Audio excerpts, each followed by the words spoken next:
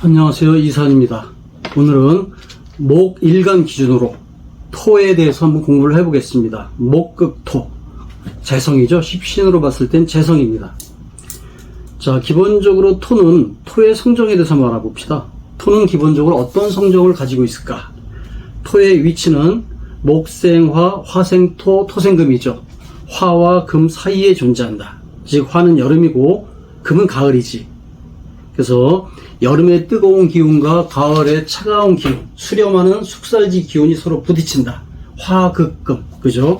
그래서 화극금의 그 중간에 위치해서 화와 금을 중지하는 역할, 화생토, 토생금으로 그 중지하는 금화교역의 역할을 한다. 이렇게 보시면 돼. 그리고 목화는 봄과 여름이잖아. 이걸 우주적으로 보게 되면 그 목과 화는 그 상극이 지배하는 세상이다. 상극이 지배하는 세상. 그래서 지금 우리는 상극 시대에 살고 있어요. 그래서 서로 다투고 싸우고 이렇게 하면서 자란다. 즉 목은 토를 극하고 목극토, 목 땅을 극하면서 목이 자라고요. 그렇게 되는 거죠. 근데 토를 기준으로 해서 토는 그 괴상으로 보게 되면 음요 세계로 이루어진 음괴.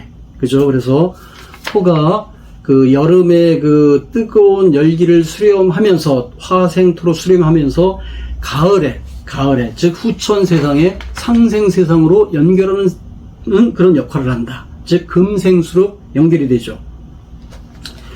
자, 그래서 선천 세상은 상극 세상, 후천 세상은 상생 세상, 이렇게 요즘 많이 그 얘기되는 그 동양 종교에서 많이 얘기하고 있죠. 후천 세상은 상생의 세상이다. 음이 지배하는 세상, 곤도 시대. 그래서 여성 상위 시대, 뭐 이런 식으로도 설명을 합니다. 자, 토는 화와 금 중간에 위치하고 있죠. 그죠? 그래서 화와 금을 중재하는 중재자 역할을 한다. 그리고 오행의 기준으로 보게 되면 나무가 그 꽃을 피우죠. 그죠? 화는 꽃과 열매라고 했잖아. 그리고 이 꽃과 열매가 적절하게 그 열리면 이게 땅에 떨어지잖아. 그죠? 그 토에 떨어져서 이 토가 그 여름에 그 열매를 잘 그 숙성시켜서 삭혀가지고 알갱이만을 건져낸다. 즉 알갱이와 쭉정이를 걸러내는 역할을 한다. 그래서 후천 세상을 여는 것은 바로 토다. 이렇게 보시면 돼요. 그래서 토의 성정을 가진 군자들이 나와서 후천 세상을 연다. 요즘 많은 종교들이 얘기하는 것이 바로 이겁니다. 자, 토는 기본적으로 어떤 성정을 가지고 있을까? 토는 이화계, 그죠? 음효를 기준으로 양쪽에 위아래 양효를 가지고 있잖아.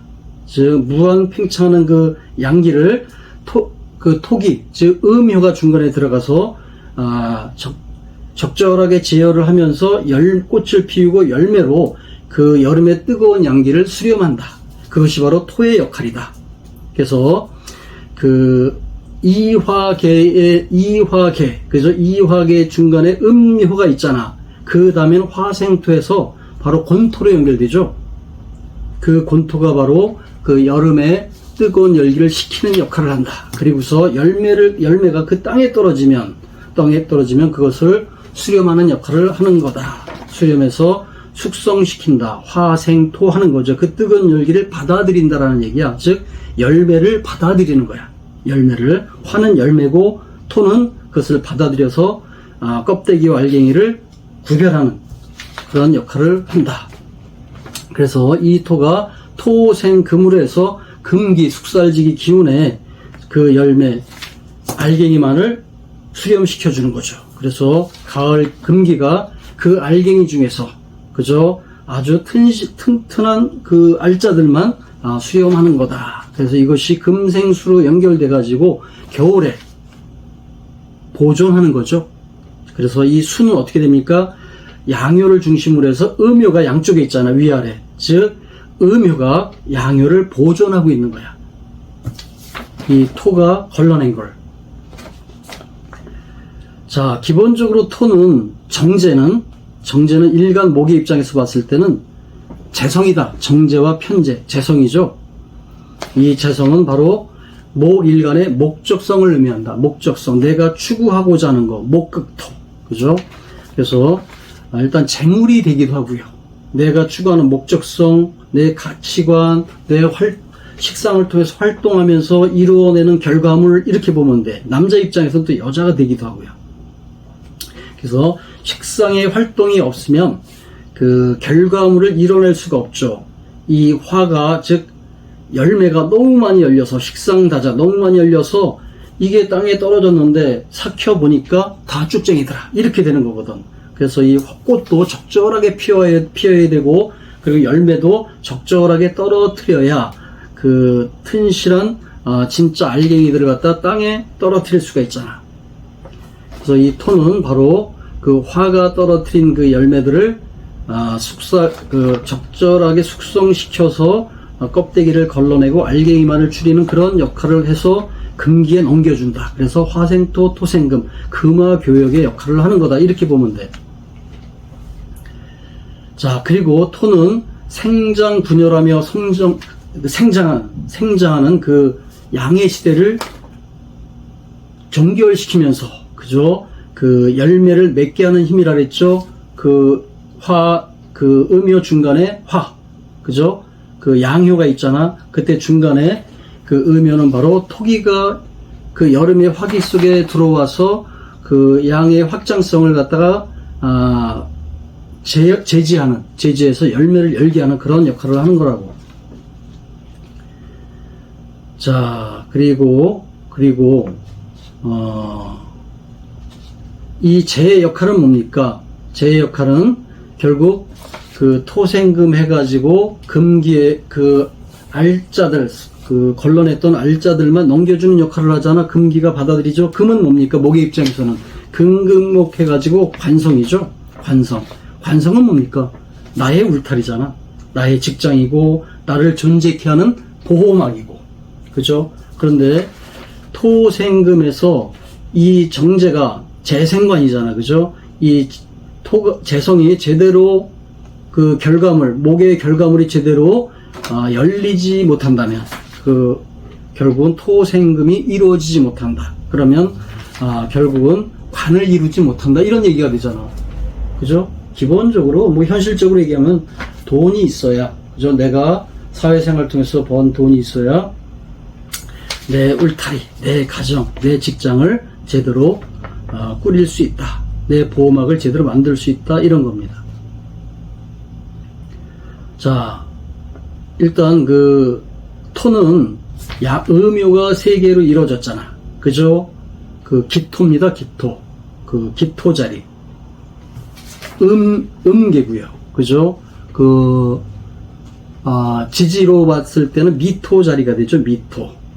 미토의 지장간은 정을기잖아, 그죠? 을이 지금 중간에 들어가 있지. 을은 뭡니까? 봄의 나무잖아. 나무가 결국 열매를 열어서 열매가 땅에 떨어지잖아.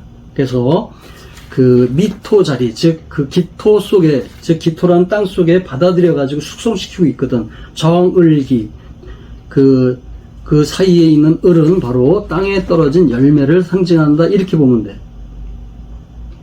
그리고 미토 자리는 12운성으로 보게 되면 그 천풍구계가 됩니다. 천풍구계 12벽계로 보게 되면, 그 다음에 그 앞에 있는 병정했을 때 병은 건록, 그죠? 양요 6개로 이루어진 거고요. 그래서 꽃을 의미해 활짝 핀 꽃. 그런데 정화 자리에 들어오게 되면서 음요, 즉 이름이 생긴다. 5개의 양요가 위에 있고 맨 아래 음요가 생긴다. 즉 꽃에 들어가는 그 어떤 그 양기를 딱 끊어서 열매로 숙성시키는 역할을 하는 거야. 그래서 이거는 그 양인살이에요. 양인살. 즉 우주에 충만한 그 양요로 가득 찬 기운에 그 뿌리를 치는 거거든. 음요가 하나 생기면서. 그러니까 이 양인의 힘은 굉장한 거죠. 그 꽃의 양기를 끊어서 열매로 만드는 역할을 한다. 자, 이거는 12몇 개에서 자세히 설명을 합니다. 즉 이 병화는 그 12지지로 보게 되면 사의 자리가 되고요. 그 다음에 정화는 오화의 자리가 됩니다. 오화. 그래서 오화는 양인의 자리다. 이렇게 보면 돼요. 자, 만약에 그 재가 너무 많다면, 목은 신약한데 재가 너무 많다면 재다 신약이 되잖아. 이 얘기는 뭐냐면 목적은 많은 거야. 내가 하고자 하는 건 굉장히 많아. 그런데 나는 그 힘을 이루기 위해서 약해. 이럴 때는 비겁이 옆에서 도와주든가, 그죠? 비겁이 나를 도와주든가 아니면 인성이 나를 생조해 주든가 이렇게 돼야 되는데, 만약에 목이 그런 거 없이 신약하다 그렇게 되면 목생화, 그죠? 그것도 어렵죠. 내 기운이 넘쳐 흘러야 식신 활동이 되는데, 식상 활동이 되는데 그게 어려워. 그러면 화생토가 안 되잖아.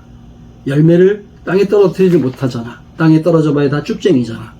그래서 재다 신약일 때는 비겁의 생조가 필요하거나, 그죠? 그 인성의 생조가 필요하다. 그리고 그 식상이 적절하게 땅에 떨어뜨려주는, 열매를 떨어뜨려줘야, 알갱이를 가득 담은 그 열매를 떨어뜨려야 토가 그 알갱이를 걸러낸다. 이렇게 보는 거예요. 그래서 식상이 너무 많을 때는 재를 만들지 못하고 꽃이 떨어져 봐야 열매가, 씨앗이 없는 열매, 그죠? 알갱이들이 다 비리비리하다. 이렇게 보시면 돼. 그러니까 토생금에서 관도 만들지 못하지. 자, 그 비겁이 너무 많은 걸, 이번에 비겁이 너무 강해. 이럴 경우 어떻게 될까? 자, 토라고는 목적물은 하나인데 내가 그거를 극하는 비겁이 너무 많네. 그러면 군겁쟁제가 되잖아. 그지? 그래서 이 경우도 결국 뭡니까? 서로 그 재 하나를 가지고 다투다 보니까 재를 획득하지도 못하고, 이런 결과를 말하는 거지. 결과를 이루어내지 못한다. 이럴 땐 식상으로, 그죠? 목기가 너무 강하잖아. 군겁쟁제. 이럴 때는 식상이 그 설기를 해서 목생화 해가지고 화생토를 해줘야 되는데, 그래서 이때는 화가 굉장히 중요한 역할을 하죠. 신강할 때는, 목이 신강할 때, 즉 일간 신강할 때는 식신상관의 활동성이 있어야 되고, 그래서 식상의 활동성이 화생토에서 토의 결과물, 그 일간목의 결과물을 만들어줘야 된다. 자, 그렇게 됩니다. 그래서 하나 더 보게 되면, 예를 들어 목극토에서 그 재성을 극해서, 그저 토를 극했는데, 이때 재다가 되면 재가 많아. 그러면 재는 또 누구를 극합니까? 재그인해서 그 목일간을 도와주는 수를 갖다 극하지. 그러니까 이 수는 또 수생목하지 못해. 수생목하지 못하니까 목생화도 안 돼. 목생화가 안 되니까 화생토도 안 돼. 이렇게 그 연결이 돼요. 그래서 사주라고 하는 것은 기본적으로 불균형을 기본으로 해요. 그죠? 5개의 그 오행이 8글자를 만들다 보니까 뭔가 하나는 더 많다고. 항상 사주팔자는 불균형을 기본으로 해. 이 지구로 봐도 뭡니까? 기온의 편차가 있잖아. 그죠? 기온이 다 똑같지가 않아요. 기온의 편차가 있다 보니까 에너지의 이동이 일어나. 그래서 태풍도 일어나고 하는 거거든. 그 강한 쪽에서 약한 쪽으로 흘러가니까.